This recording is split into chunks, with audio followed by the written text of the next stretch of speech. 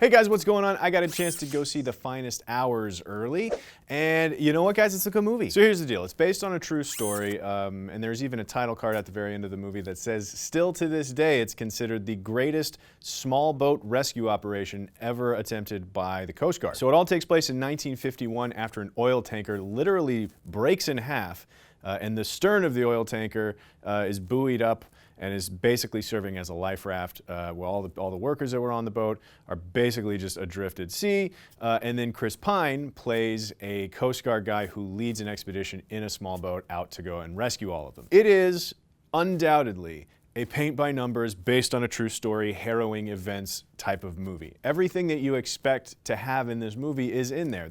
They establish a love interest for Chris Pine very early on. Casey Affleck trying to muster the support of the rest of the crew on the stern while he's trying to solve the problems and everybody else is freaking out, and Chris Pine doubting himself and persevering and heroic this, heroic that. From the beginning to the end, it's all in there. Disney has this formula down pat. Like, they do one of these a year, some based on a true story, inspirational something or other. But this is an excellent example of one of those movies. It's done really well. The CGI looks great. The performances are all really pretty good. Chris Pine and Casey Affleck are solid to above average, but Ben Foster, who's in this, Ben Foster might be the most interesting actor to watch that's out there right now, which is weird because he doesn't, he's not everywhere, you know, but every time I see him, and I'll never forget his performance in 3:10 to Yuma, he acted circles around Christian Bale and Russell Crowe in that movie. He was so interesting to watch. Everything he does is so understated. And the character that he plays in this movie is this really quiet, stoic guy, and there's something going on underneath. You know he's got baggage, you know he's holding grudges, but you don't exactly know why. But you know what? It doesn't matter, because who he is as a character is so well informed by the choices that he's made, and like the minimal amount that he does to convey that is really, really incredible. This movie is worth going to see specifically because of Ben Foster. So aside from the stuff that the movie's obviously about boats sinking and other boats going to rescue them, what the movie's really about is men trying to prove themselves. Everybody has a doubter.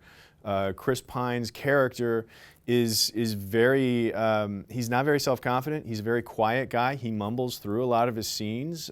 He's constantly living in the shadow of his older brothers that his father loved more. So he's kind of this really quiet, mumbly sort of guy, which is unusual for Chris Pine. He's like the anti-Captain Kirk. So it took a minute for me to accept that because Chris Pine is so confident and so cocky in basically all of his roles. So to see him as this really introverted, shy, kind of hat in hand, him and haw sort of guy was really interesting. It did take me a second to go there with him, but once you go there, it's a really good performance. So thematically, throughout the movie, it stays very on point with that. There's a couple of threads that get picked up that are sort of interesting character threads that get paid off in sort of a very understated way, which for a movie about a giant boat sinking in the ocean I really appreciated how understated some of these beats were. The only thing that kind of pulled me out of the movie is some of the heroics are kind of played as like stubbornness that results in dumb luck. You know, some of the situations that they get into are a direct result of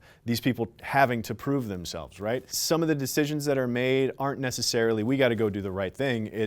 It's like, well, I gotta show this guy that I can do my job. It undermines itself a little bit at times, but for the most part, you can really kind of skate past that stuff. And I guess really the only thing that's kind of disappointing about this movie is I feel like it would have done a lot better over the holidays. Now Disney, to be fair, I think they had another movie come out over Christmas sometime, some Star Wars type movie.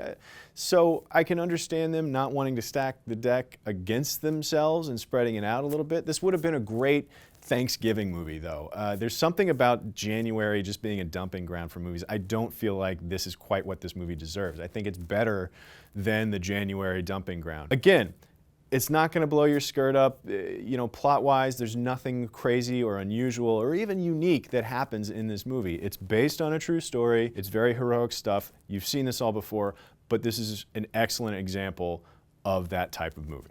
All right, guys, that's what I thought about The Finest Hours. It comes out this weekend. If you go see it, let me know what you think about it in the comments below. What else are you going to go see this weekend? Honestly, it's worth seeing. Go see it on the big screen. Don't worry about the 3D. They don't do much with it. Anyway, point is, it's a good movie. Go check it out. Let me know what you think about it in the comments down below. Click like and subscribe and stick around on Cinefix for more movie news. See you later. Bye. Totally haven't done one of those in a while, so I don't know if that made sense. Because it's changed slightly depending on the show, and I think I took bits and pieces from every show that we do.